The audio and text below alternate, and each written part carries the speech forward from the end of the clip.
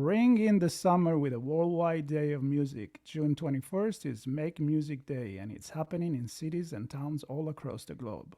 From porches to concert halls, parks to city streets, musicians everywhere will be sharing free live performances.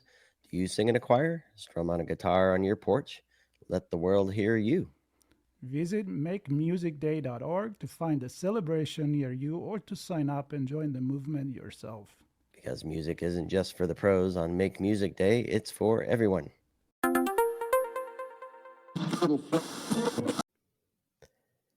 And hello, everybody. You're very welcome to a new episode of Music Evolves. This is Sean Martin, your host, where I have the pleasure of talking about a topic that I love, which is music, and meeting new friends who share the same or similar passion for the same topic of music in many forms. As you can imagine, the show is called Music Evolves. It's all about where music's come from and how it's transformed itself, how it's transformed us, and where it's headed.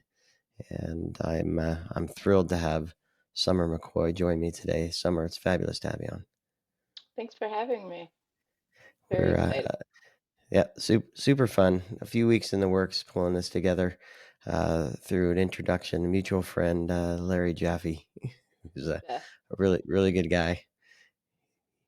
Really good guy. sure. He's also here in New York, and so his introduction was revolving around the Mixtape Museum, which I was like, that sounds really cool. Let's definitely talk about that.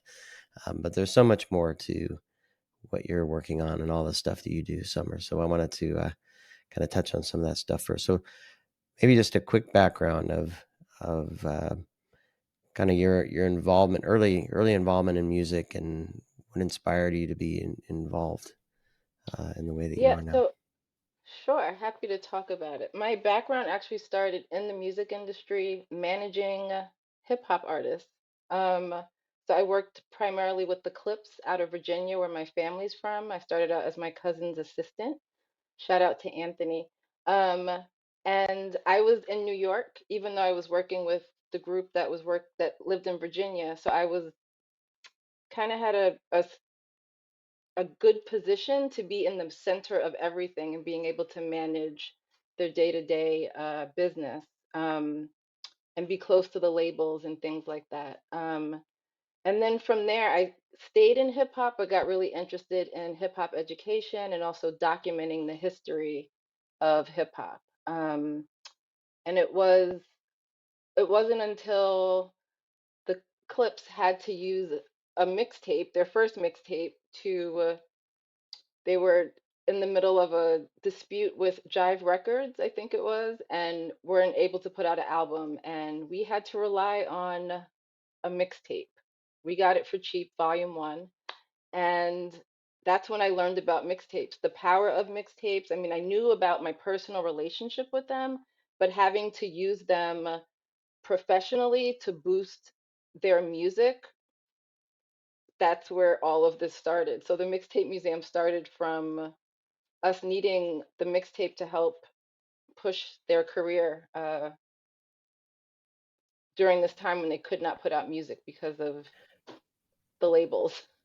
Right. Well, let's. I know we were going to get to that, but let's just dive in right there, and then we'll come back to some of the BAM stuff as well. But 'cause that's super interesting. I think a lot of people listening might have a personal connection to mixtapes as a listener, but you're describing the other side of it as an artist and as a producer and as a performer. And so tell us a little bit more about that story and the connection or the disconnection maybe with the labels in that sense. Yeah, so I mean, the great thing about mixtapes, I mean, even in our personal lives, like it wasn't the same restrictions as listening to an album, right? Like, um, I think of my first, one of my first CDs, which was like, I think it was like Michael Jackson. My mom's boyfriend gave me a boombox. This is like CD era. Um, and that's really when I started making, when I, it's just a moment I remember, like this CD and this boombox and me being able to record from the CD onto tape. Now, I did record from tape to tape, but when the CD came and I was just older and I just have this memory, I really realized how much I was able to curate my tapes the way I wanted to, right? I didn't have to listen to the album from track 1 to track 14. I had this like sudden freedom to do what I wanted. And not only that, I didn't have to just have hip hop or pop or rock, right? Like I could also mix music onto one little cassette. Um, and my experience before that in my bedroom was recording off the radio, like, from DJ Red Alert onto tape, and then maybe giving that to friends or like recording my voice onto tape. Um, so that same freedom, we saw that with the Clipse when, during that time, the labels were not really interested in what artists were doing on mixtape, right? Like, and what I mean by that is with albums, the label has full control over who you produce with, when it's released, some of the marketing. With mixtapes, artists began to use this blank canvas as a means to create their own street album. It's sometimes what you hear in hip hop. Um, and it just means that you have this freedom to do what you want. So the Clipse at that time uh, knew that the label could not do much. They even, I believe, leaked the song onto the mixtape, just to kind of like slight the label. Um, but I just want to rewind also back even before artists were using mixtapes. There was a moment in hip hop where DJs were using mixtapes, and recording their sets at the club. And then Hmm. eventually they were making mixtapes in their studios, right? And then using that excitement to distribute those recordings to the public. Um, and that's really, I mean, with the cassette, it was, tiny. You could record, fit in your pocket, you could mail it. So not just for hip hop, but the cassette was like a vehicle for a lot of music around that time because it was easy to move around. Yeah, Um, so yeah. there's been an That's my experience evolution. with the mixtape as well. I mean, uh, I grew up in LA, and around the time hip hop and DJs were coming out. I mean, that I probably have a stack of mixtapes. I'm not in LA at the moment, but there's probably a stack of mixtapes in LA from different DJs in the LA area putting their own tracks together, their own mixes together, their own scratching on top of it, and creating their own persona using these tapes and sharing with others. And I mean, I still cherish a number of those mixes because they obviously bring back a lot of memories as well. Yeah. If you still have those tapes, I might tap you for a mixtape memory for the For the Mixtape museum, Museum. exactly. Yeah. So let's talk about the museum in that regard then, because why was it, or what is it, first off, just so people know what it is? Um, it's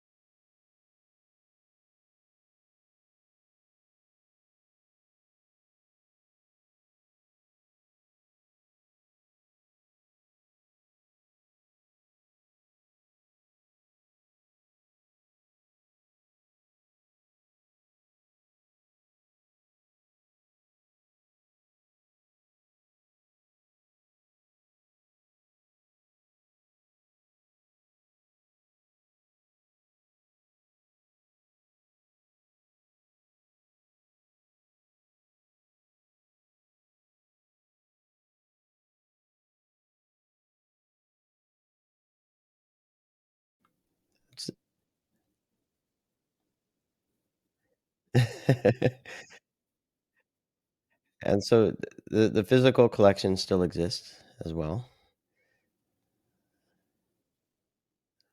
Just those collection, yeah.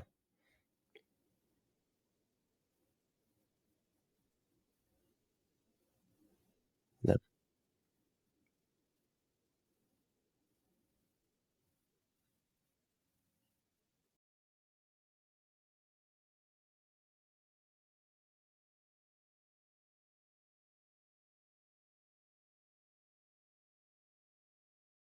MySpace kinda, yeah.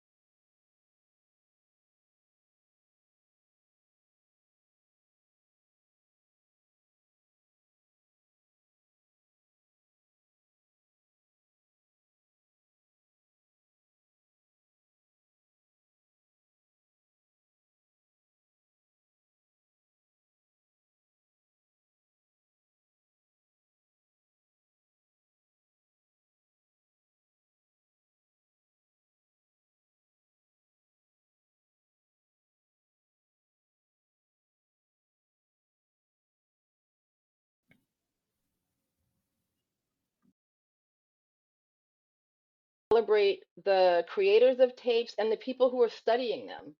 I am just wrapping up. I have to finish my final report actually, but the Grammy Preservation Foundation gave me a grant to preserve mixtapes.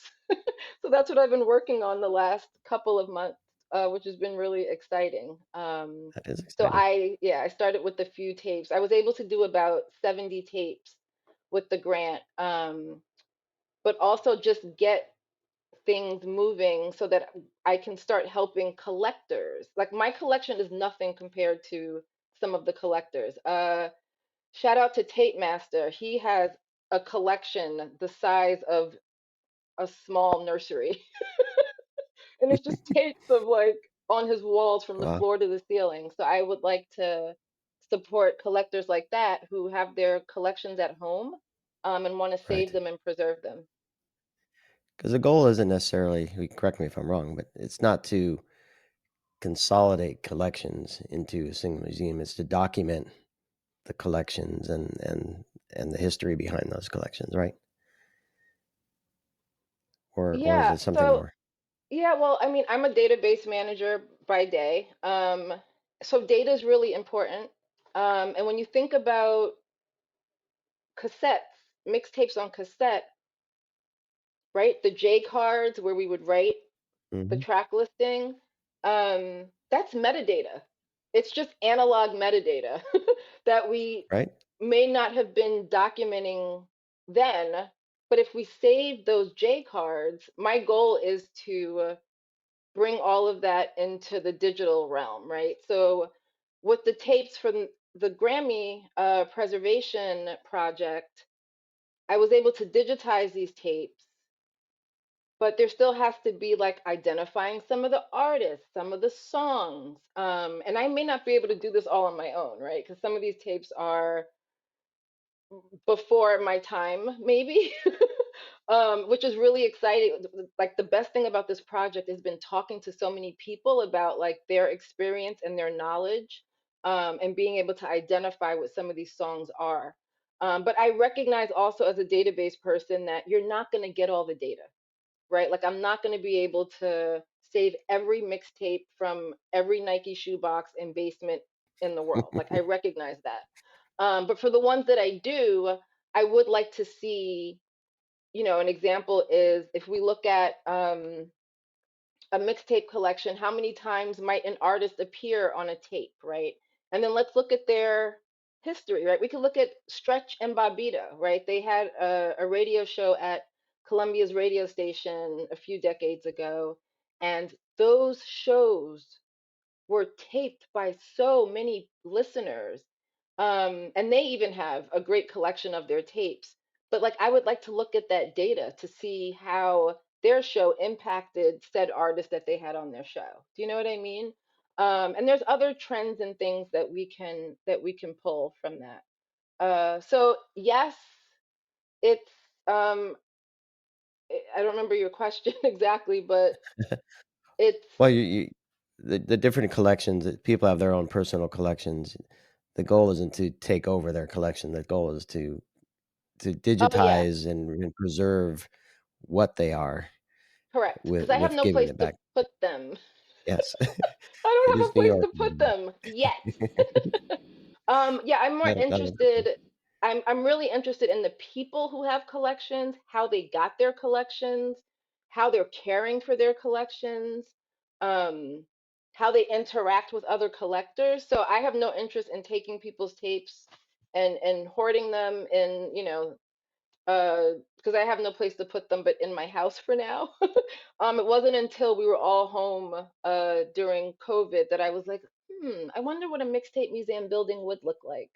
Um, so I've been thinking more about that, and also collaborating with other institutions and entities that may be interested in like an exhibit, until maybe one day there's a permanent home. But I'm really interested in studying the people who are studying tapes, and those people are usually studying the people that create the mixtapes, right? It's the stories that come out of the tapes because for whatever reason, when you say the word mixtape in a room, people have stories.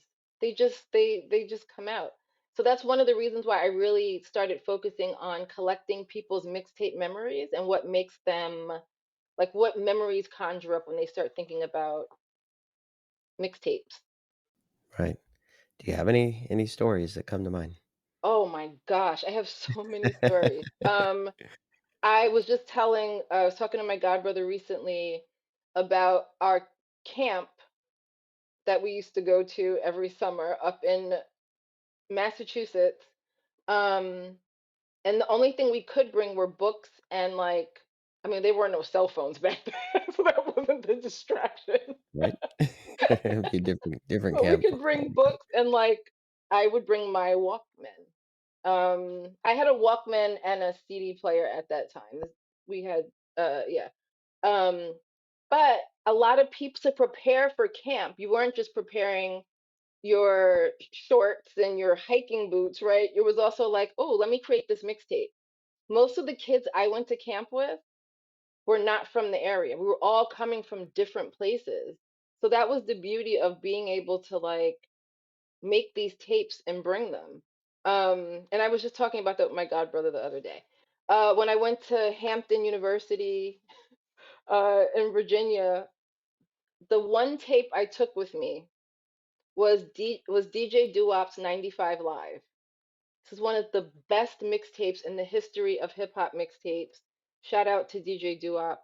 Um, I still have that exact tape.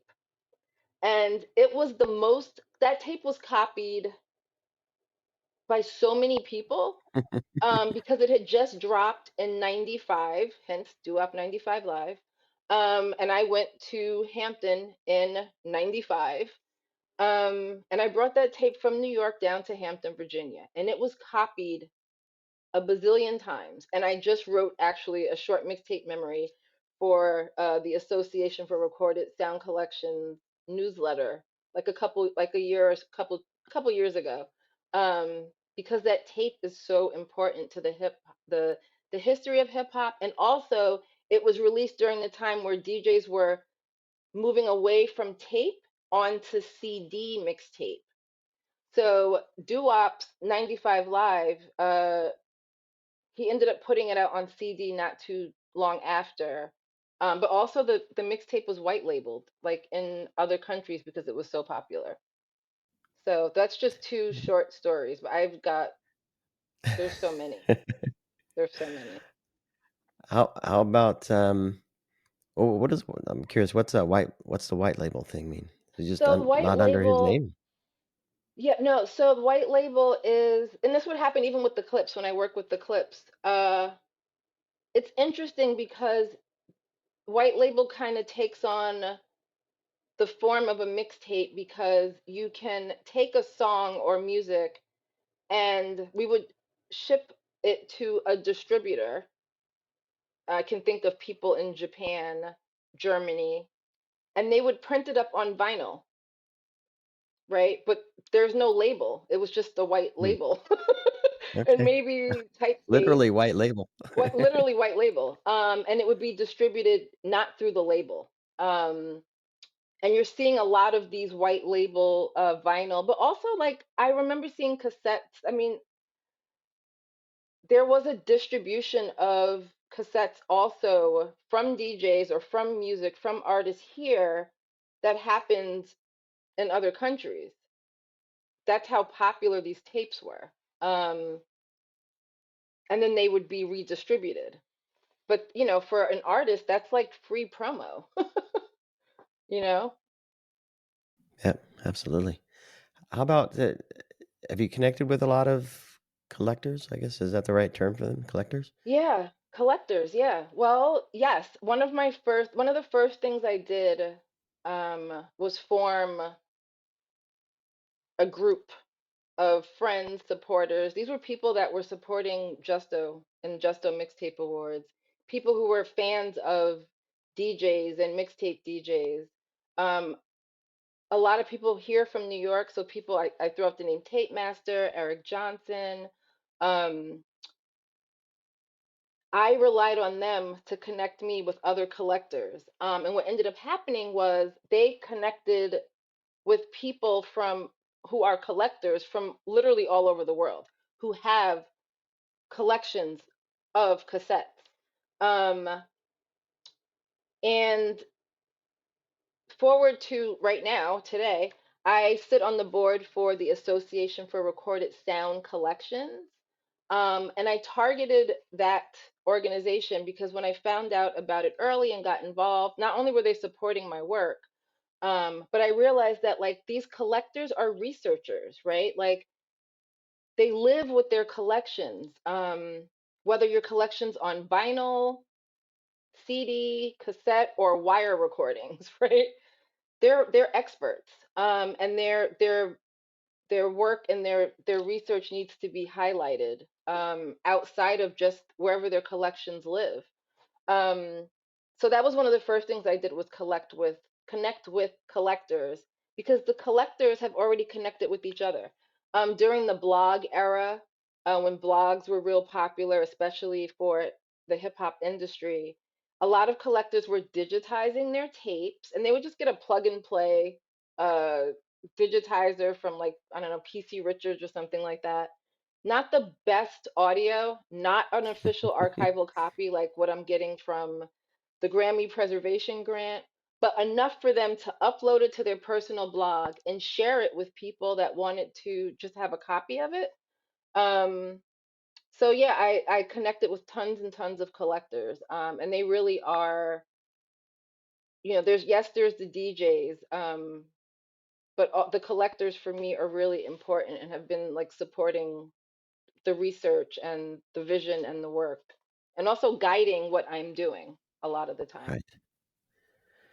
Now, do you find there's an overlap of similar or same mixtapes between collectors, or is there one wildly popular one that everybody has, or or a few of them I mean, yeah, everybody all has over Do the Up board? I'm 95 sure. Live.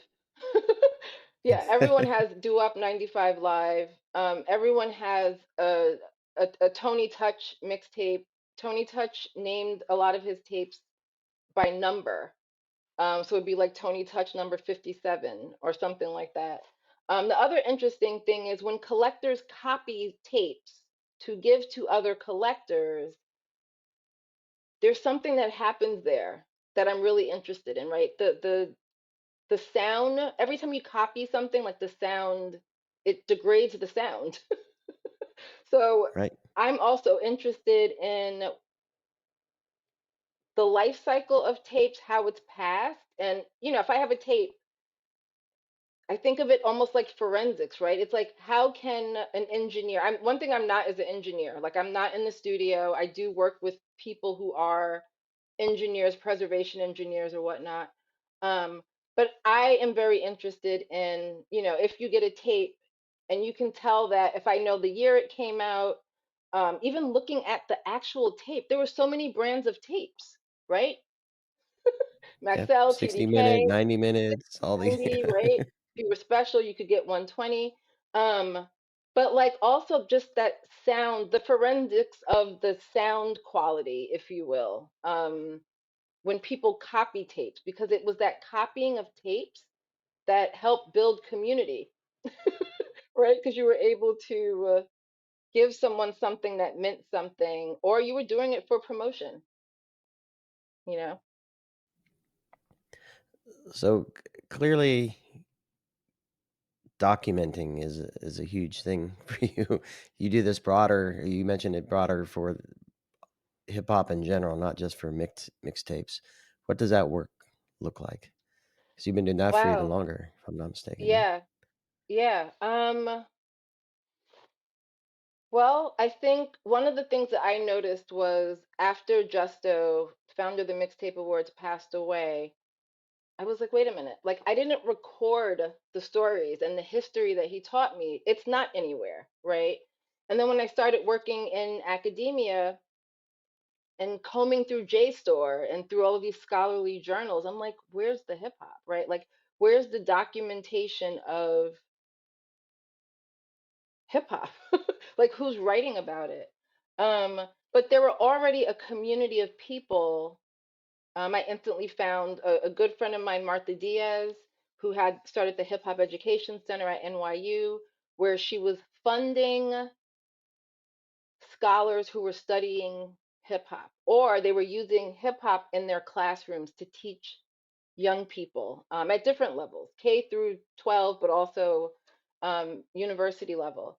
Um, and there was just a need to document. My experience with documentation, it was actually through, there's so much more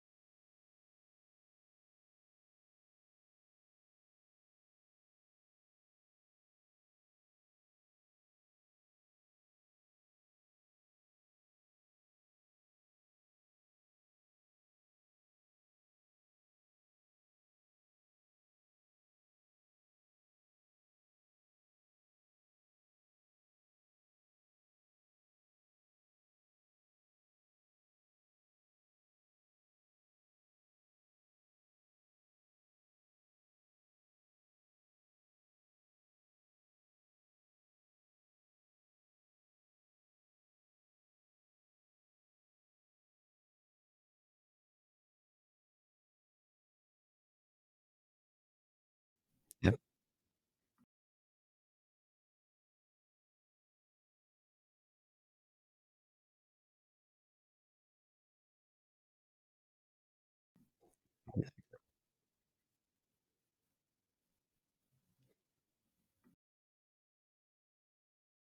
So you mentioned earlier analyzing it in specific, you're in the context of the mixtape and kind of looking at which artists were prevalent in different areas and different songs and things like that. I'm sure there's tons of metadata and metadata you can use to kind of analyze and mix and match and get different stories out of it.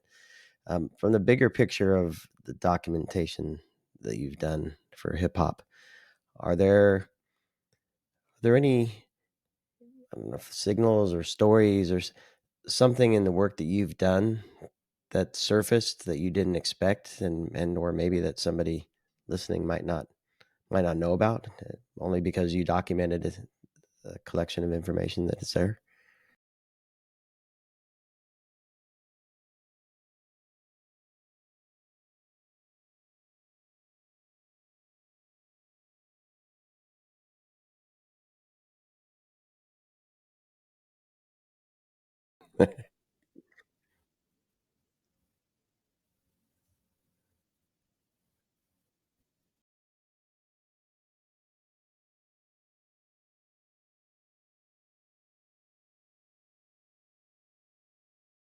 Right.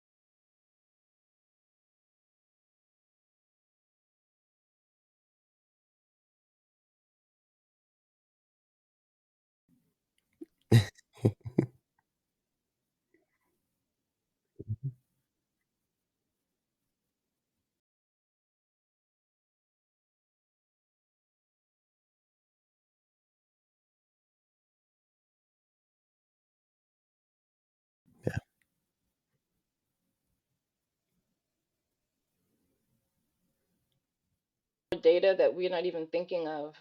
Uh, but I think this Grammy grant, as I'm going through the audio and listening, most of the tapes that I use for the Grammy grant are from a collector um, who has passed away. So I was donated his tapes from the Gates Preserve. But his tapes were, and I'll send you images Okay. after we wrap up. But he was a graffiti artist, and not a known graffiti artist, but his covers, his J cards were so ornate, and they were all handmade, whether it was collage or marker.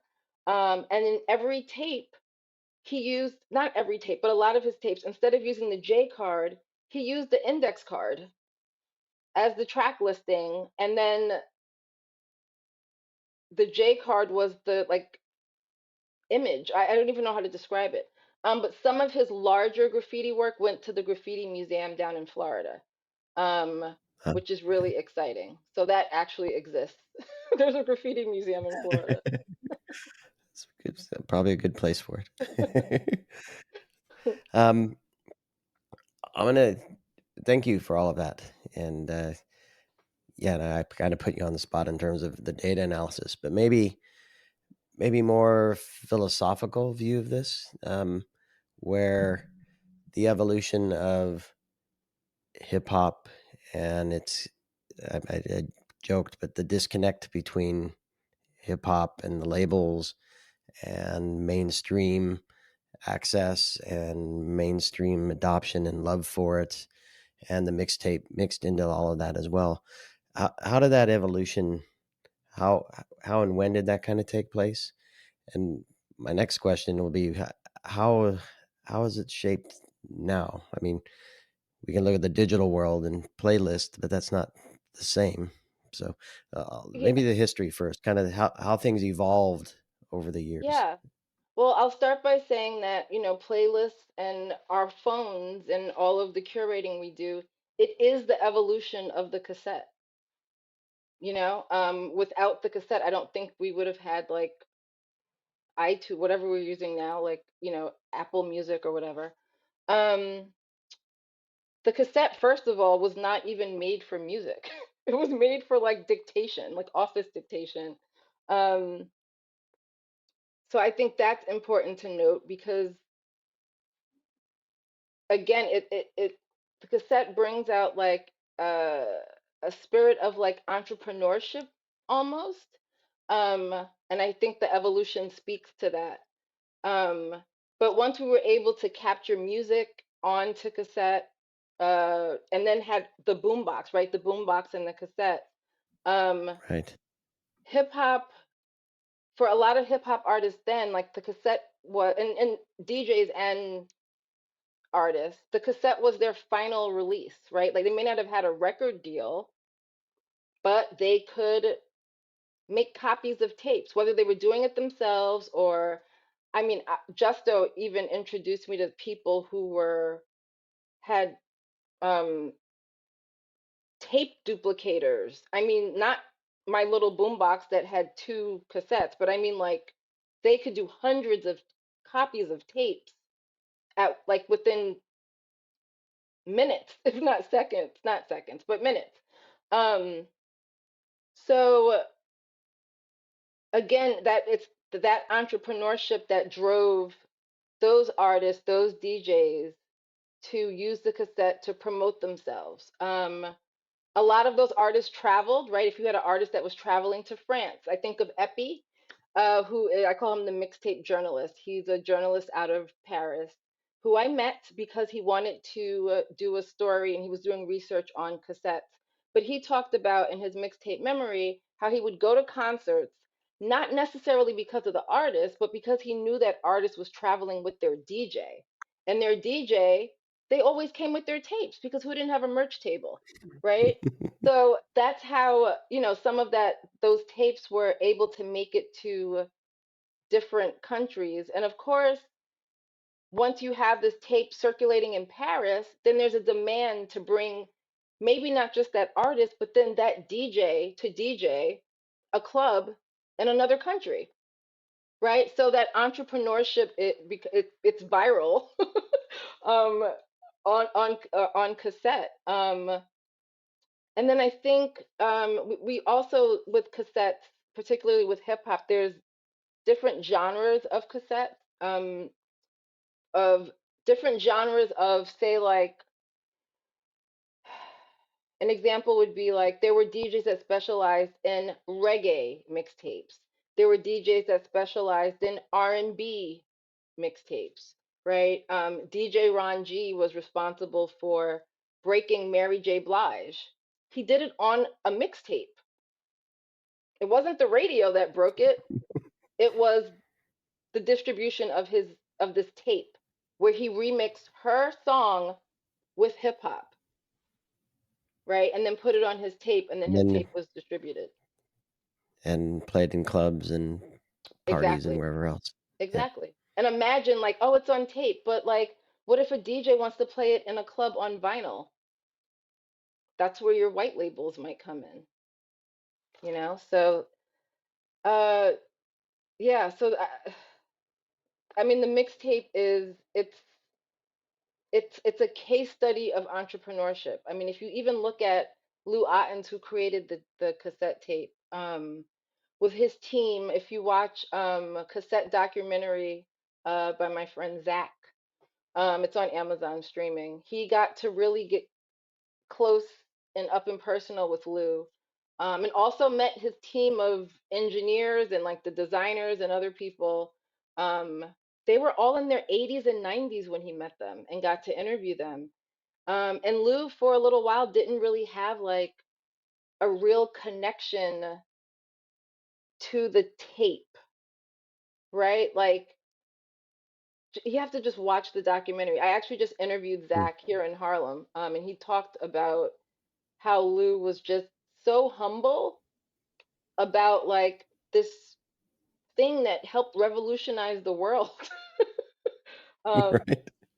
yeah, but he passed away a couple years ago, so that was really sad. But Mm. again, on the internet, on the Twitter at the time when he passed away, people were mixtape memories everywhere. They were just Mm. everywhere. Like people were just reaching back into their memory and their childhood. A lot of the DJs talked about how cassettes changed their careers. Um, so yeah, Yeah, and it's I mean ultimately that's what it is, right? Music touches us somehow, some way. yeah, Certainly through our ears, but if you're in a club, maybe through the beat, but also mentally, right? yeah, And it's often connected to where we are and how we're feeling at the moment and who we're with and what we're thinking about and all of that. I'll say mixed together, right? yeah. I think what's Um, interesting also is sometimes like I can think of a mixtape that I've made, and for whatever reason, you might remember the first and last song. Like I may not remember what's in the middle, but I remember the first and last because it was just important. Like how you opened and how I you closed the tape. And a lot of yeah, people, you where I did, yeah, speak to, they remember the first and last song on a mixtape. yeah. What what do you think's next? Because the one thing, and maybe it's just I'm lazy or haven't looked at it, but the creative element of creating a mixtape um, isn't captured in a playlist for me, Yeah, and especially if it's a mix that's recorded during a performance, right, where there's live elements to it, and you can't get that from two recorded tracks on Spotify and stick them together in a playlist. You lose some of that. Is there, I guess, is there a resurgence? Do you see any in a desire to have mixtapes in that medium? I'm talking to Larry Jaffe. I was There's gonna. obviously a resurgence in vinyl. Do we Yeah, see something similar in tapes? yeah. Well, Larry's also very passionate about. I actually visited his class a couple months ago and got to talk about mixtapes with his class. Yes. Yeah, you mentioned that. Yeah. Absolutely. There's someone, and Larry and I talked about this. Someone, um, tried to do like a mixtape store day or cassette store day or something like that. Um, Not sure where it is now. But for a little while, I would, when I saw it popular, especially on Instagram, I would repost and engage with the Mixtape Museum account, with the Mixtape Museum's account with Cassette Store Day. Um, Look, I am collecting artists that are active right now who are putting out music on cassette. Hmm. They're not distributing it on cassette. They're putting out novelty items, right? They're putting out trying to think, Megan the Stallion. Like I think that's one of the last tapes that I got because she, Okay. dropped the song and decided to put out a few copies on, collectors items. Right. But I think that there's plants that exist, right? Where they're still printing tapes, there's tons of stores. I mean, go to Brooklyn and enter any music store or even, like secondhand store, or thrift shop. I find tapes in there all the time, Yep. and there's always someone Do you else uncover looking for mixtapes them. in there? Oh, You uncover mixtape. absolutely. Yeah. Yeah. Yeah, Okay. yeah. And what's fun about that is you don't know where they're coming from or whose they are. Right. So I don't go in there looking for a ton of tapes. But when I am inside of a thrift shop, I'm absolutely looking, or any type of music store. The first place I go is to the tape table. Like there may just be a table, but Thanks. and everything Thanks else for is giving me vinyl. a nice little OCD item to work on anytime I'm in a store now. Yeah, I mean, you never know what you find. Can go straight there. Zach, the producer, Zach Taylor, producer of the cassette documentary, he always sends me pictures. He's like, Summer, I was just in a store and I found this tape. So I Very cool. yeah, and I think also after Lou Otten's passing, I think that also did something. I mean, certainly after Justo passed away, something happened within the DJ community where people just felt that nostalgia bubble up, Hmm. right, and needed to do something, Yep. which is why I still want to encourage a large part of my work is encouraging people studying music to study tapes and cassettes and nostalgia and all of that. Because I think as people read, that's what helps that's what keeps it going is people researching them and talking about them and Right. being able to read the stories that are attached So to. when students are Yeah, studying music there, um, and you say study tapes and mixtapes, the is it that they go because they're young, right? So they probably don't have any. I'm assuming they're yeah, young. yeah, Um, so is it that they ask their parents and their aunts and uncles and their distant cousins, second cousins, what have you, and get their stories, or how does that look? well, I mean, even for me personally, right, like when I met Justo, I think we were like maybe 10 years apart. So I learned about a history of cassettes that I wasn't even directly involved in, especially when it came to DJs and artists like in the early 80s. I wasn't in the club in the 80s, like I was still a kid. um so I learned that history through him and other people and other DJs. And I think a lot of the researchers that I speak to now, I'm so humbled that I've had two or three college students write papers about the Mixtape Museum or write papers about cassettes. But they mention the Mixtape Museum, and that is so special. Um, but yes, they are interviewing people who, similar to how hip hop started because young people had access to their parents' record collections, right? It wasn't hip hop music, but it may have been jazz, funk, reggae, like could have been many things. So I think, and that's what I like about visiting classes like Larry's class. First of all, you'd be surprised at how many students know what a cassette is. And I don't, this is why I love mentorship, because I get so much out of learning from young people. And I don't like to discount or go into a situation thinking they know nothing, um, because they know a lot more than we think. When I did a talk Right. at the New York Hall of Science for the 50th anniversary of hip hop, and it was like the science of sound, and we highlighted the mixtape and I passed around a blank Maxwell tape, still in plastic. And you could, as we were talking through the panel, you could hear the kids trying to like pop it open and like, trying to open it and crack the case. Um, and some of those kids were just like, oh, yeah, my dad has these tapes, right? And my mom, one kid told a story about like how his dad had a collection, and like his mom like tried to get him to throw it away, right? But and then the dad came to talk to me after and was like, oh my gosh, like these are all DJs that I collected as a young person, and I still have this collection. So yeah, they're learning through their parents' collections or friends or aunts and uncles' collections. And I Mm-hmm. think this is what's so important about the Association for Recorded Sound Collections is collections need to be researched, Yeah. you know?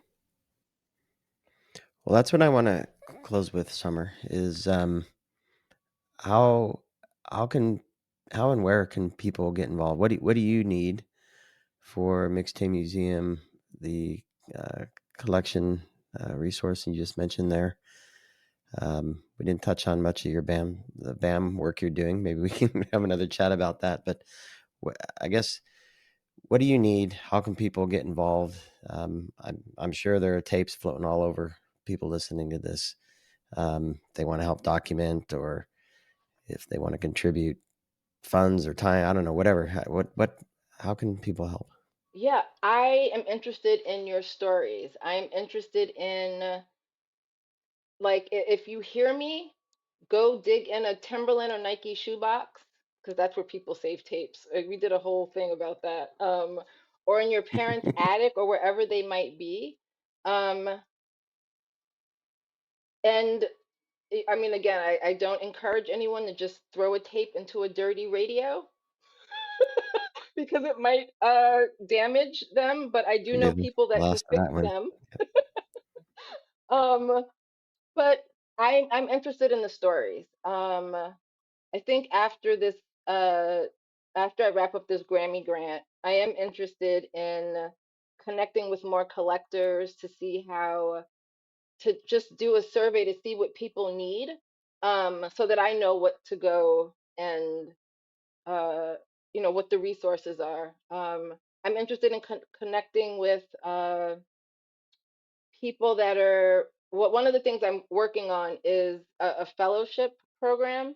I'm interested in creating that space for people to be funded to study these tapes, particularly in hip hop, but not just hip hop. Um, so that's something that I'm starting to think about, is how to make that possible. So yeah, and just also, again, like the Mixtape Museum has not been something I've been able to do on my own. And what I mean by that is it's people that have guided me through ideas and feelings and stories. And that's how I'm able to decide what my next steps are. But I just want to hear from people and collect their stories. So if there's any way to amp that up, like I'm all for it. I love it. Well, hopefully people listening have a story, and we'll share it with you, Yeah. And and I'm we'll findable keep everywhere. documenting. Yeah, online, findable everywhere. Just Google Mixtape Museum. Also, Dear Summer. I'm on every social media platform. I'm findable. Yes, and of course, people know I'll include links to all of those that you provide to me, so they can easily get to them from the show notes here. Um, Summer, fantastic meeting and chatting with you, Thank you so much. and fascinating topic. Bit nostalgic as well, of course, and hopefully we'll have a chance to connect again in person. I don't know if do you perform at all? Do you play? I do not know. I was a ballet You dancer don't? back in the day. That's my only talent outside of All right. managing careers. But no, I don't perform. Cause make music day is coming up in June. So That's right. and Yeah. that's everybody who has the potential to play gets out and plays. So I thought maybe we can connect during that weekend, but we'll see. Hopefully, at sometime in the future. Yeah, for And sure. please keep doing what you're doing. It's super cool, super important. And I mean, my perspective is we learn from the past to create the moment now that moves us, and that movement helps us continue to grow and shine and do better things in the future. So it's all about evolution in music, and you're documenting a key part of that. So thank you for that. Thank you. And thanks everybody for listening to this episode of Music Evolves. I appreciate you all watching and listening and participating, and hopefully you have a chance to connect with Sommer as well yourself. Please do subscribe to the podcast and newsletter, and stay tuned for more as we keep looking for ways to let the music move us. Ring in the summer with a worldwide day of music. June 21st is Make Music Day, and it's happening in cities and towns all across the globe. From porches to concert halls, parks to city streets, musicians everywhere will be sharing free live performances. Do you sing in a choir? Strum on a guitar on your porch? Let the world hear you. Visit makemusicday.org to find a celebration near you or to sign up and join the movement yourself. Because music isn't just for the pros on Make Music Day, it's for everyone.